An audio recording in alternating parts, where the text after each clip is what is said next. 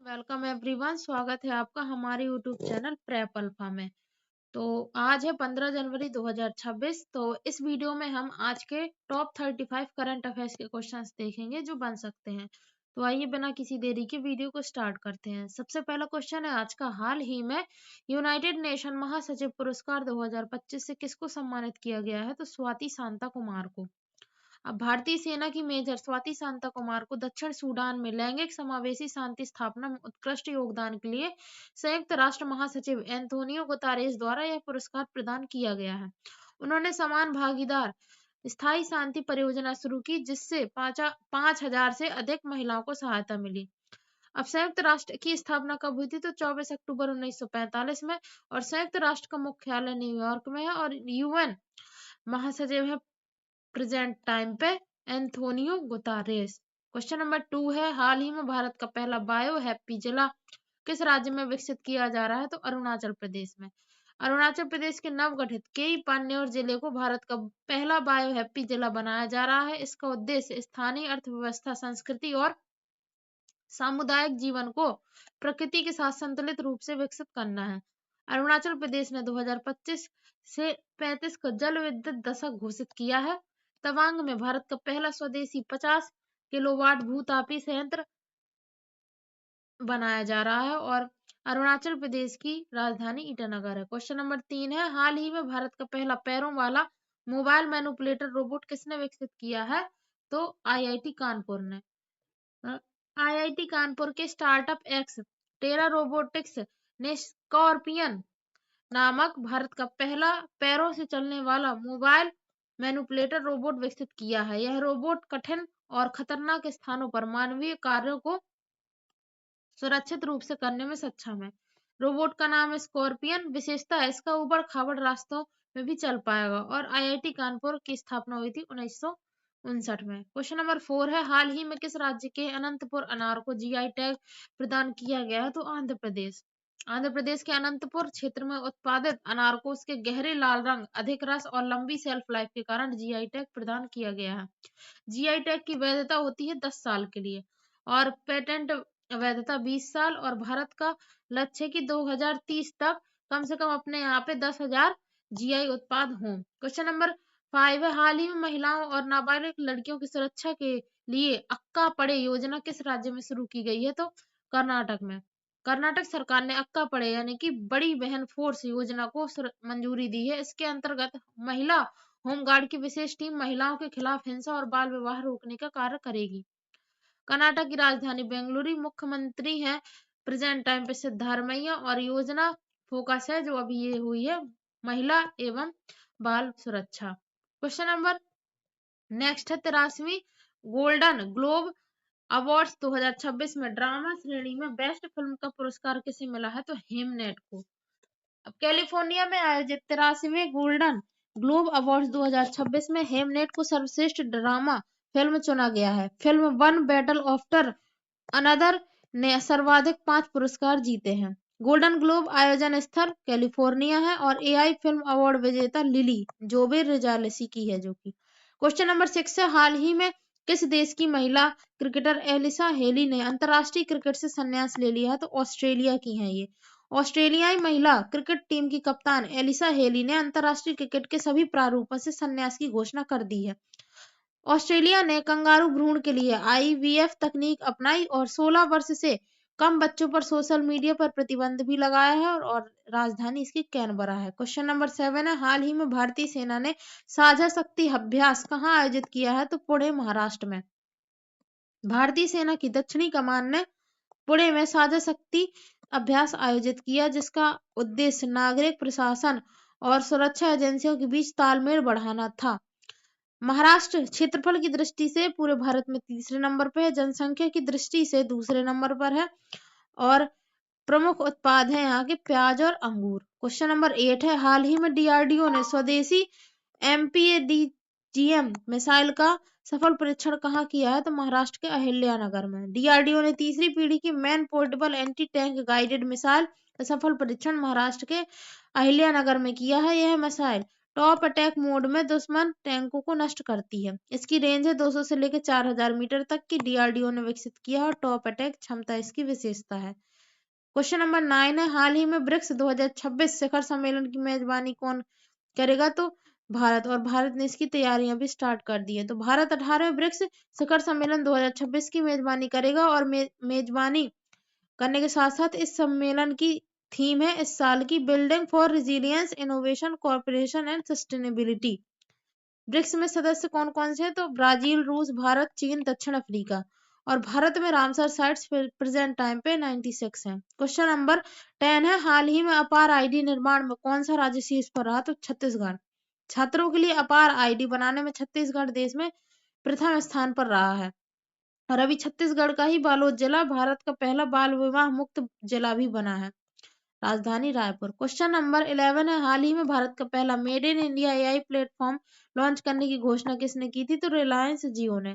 रिलायंस जियो ने भारत का पहला स्वदेशी people first AI platform launch करने की घोषणा की, जिससे एआई तकनीक आम जनता के लिए सुलभ होगी। और रिलायंस इंडस्ट्रीज के chairman Mukesh Ambani. Question number 12 है, हाल ही में एनआरआई मतदाताओं के सत्यापन के लिए एरोनेट किस राज्य ने लॉन्च किया? तो केरल राज्य ने। केरल सरकार ने प्रवासी भारतीय मतदाताओं के ऑनलाइन सत्यापन हेतु electoral roll management network ERO net शुरू किया है। केरल वन्यजीव अधिनियम संशोधन के लिए पहला राज्य था और केरल का उपनाम है नारियल की भूमि भी बोलते हैं इसे।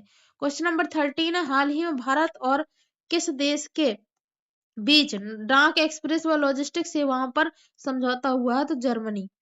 जर्मनी के चांसलर फ्रेडरिक मर्ज की भारत यात्रा के दौरान यह समझौता हुआ। जर्मनी 34 वर्षों बाद दुनिया का शीर्ष ऋणदाता देश बना है। जर्मनी की राजधानी बर्लिन और मुद्रा इसकी यूरो है। क्वेश्चन नंबर 14 है, हाल ही में अरलम वन्यजीव अभ्यारण्य का नाम बदलकर क्या रखा गया है? तो अरलम तितली अभ्यारण्य केरल में है जो। तो केरल सरकार ने जैव विविधता संरक्षण को बढ़ावा देने के लिए अरलम वन्यजीव अभ्यारण्य का नाम बदलकर अरलम तितली अभ्यारण्य रखा है। नेक्स्ट, हाल ही में डेयरी अनुसंधान और नवाचार को मजबूत करने के लिए किन दो संस्थानों ने समझौता ज्ञापन पर हस्ताक्षर किए हैं? तो भारतीय कृषि अनुसंधान परिषद आईसीएआर और राष्ट्रीय डेयरी विकास बोर्ड एनडीडीबी ने। 12 जनवरी 2026 को आईसीएआर और एनडीडीबी के बीच एक महत्वपूर्ण रणनीतिक एमओयू पर हस्ताक्षर किए गए। इस समझौते का उद्देश्य डेयरी अनुसंधान, नवाचार और विस्तार सेवाओं को मजबूत करना है ताकि लाखों दुग्ध किसानों को प्रत्यक्ष लाभ मिल सके। यह एमओयू शोध और जमीनी स्तर पर कार्यान्वयन के बीच मजबूत तालमेल स्थापित करेगा। आईसीएआर की फुल फॉर्म भारत की शीर्ष कृषि अनुसंधान एवं शिक्षा संस्थान है और एनडीडीबी श्वेत क्रांति की प्रमुख संस्था है।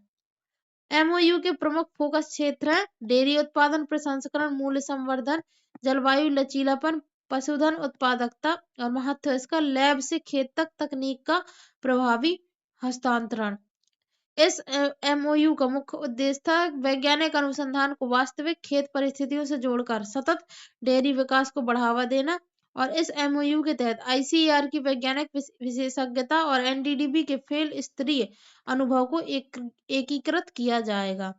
नेक्स्ट क्वेश्चन है, हाल ही में केंद्र सरकार ने राष्ट्रीय खेल शासन, राष्ट्रीय खेल निकाय नियम 2026 किस अधिनियम के तहत अधिसूचित किए हैं? तो राष्ट्रीय खेल शासन अधिनियम 2025 के तहत।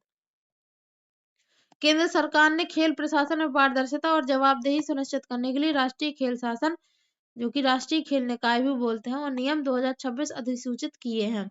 ये नियम राष्ट्रीय खेल शासन अधिनियम 2025 के प्रावधानों को लागू करने के लिए बनाए गए हैं, जिसका उद्देश्य खेल निकायों में सुशासन, पारदर्शिता, जवाबदेही, खिलाड़ियों के अधिकारों की सुरक्षा।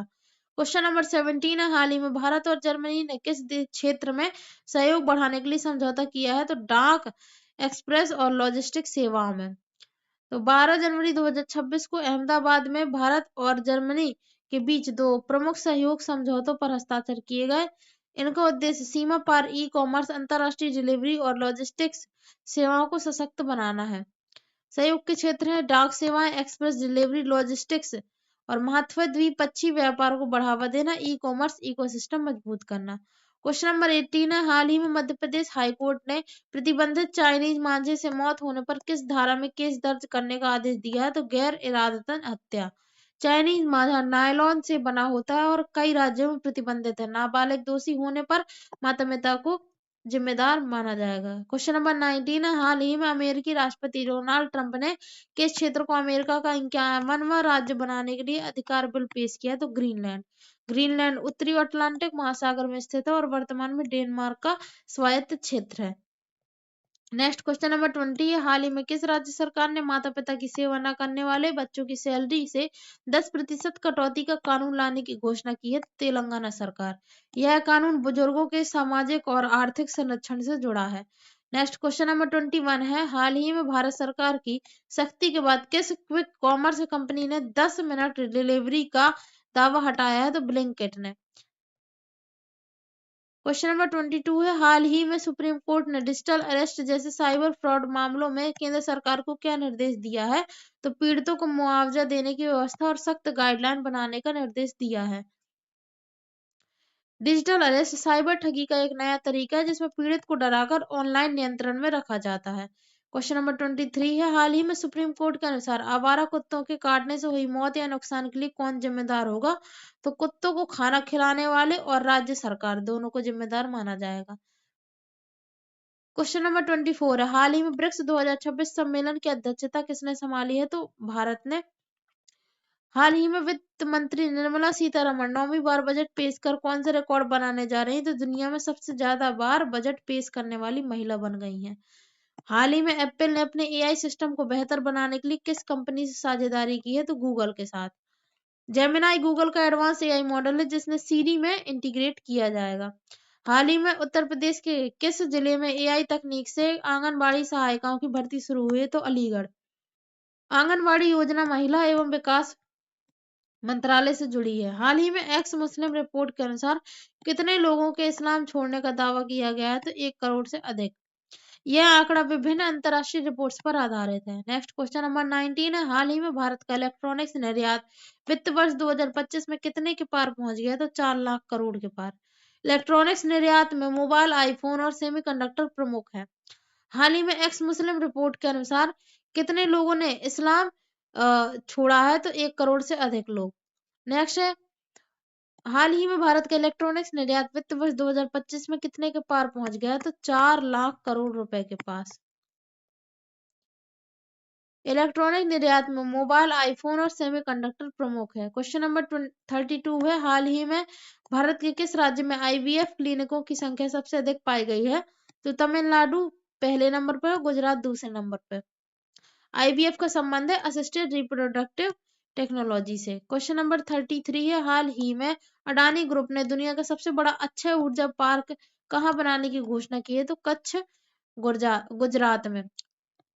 अक्षय ऊर्जा में सौर और पवन ऊर्जा दोनों शामिल होती है। नेक्स्ट क्वेश्चन है, हाल ही में केरल सरकार ने राज्य का नाम बदलकर क्या करने की मांग की है? तो केरलम। केरलम मलयालम भाषा में राज्य का पारंपरिक नाम है, तो वो बोल रहे हैं कि केरल का नाम केरलम ही हो जाए।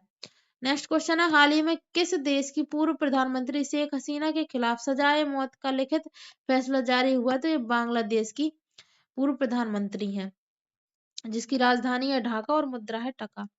तो ये थे आज के टॉप 35 करंट अफेयर्स के क्वेश्चंस। आई होप आपको वीडियो पसंद आया होगा। पसंद आया हो तो लाइक करें, शेयर करें एंड चैनल को भी सब्सक्राइब जरूर कर लें ताकि कोई भी दिन आपसे करंट अफेयर्स का वीडियो मिस ना हो।